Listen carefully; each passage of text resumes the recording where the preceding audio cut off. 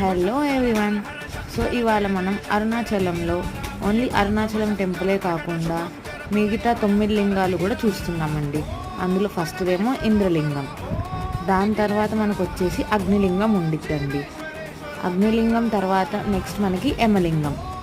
So ఇలా travel చేస్తున్నప్పుడు మధ్యలో చాలా టెంపుల్స్ కూడా ఉంటాయి. 4th వచ్చేసి నైరుతి లింగం, 5th వరుణలింగం. సో ట్రావెల్ అయితే బాగుంది, ప్లేసెస్ కూడా చాలా బాగున్నాయండి. 6th చంద్రలింగం.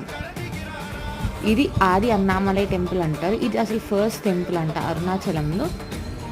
తర్వాత వచ్చి కుబేరలింగం. నెక్స్ట్ వన్ వచ్చేసి ఈశాన్యలింగం.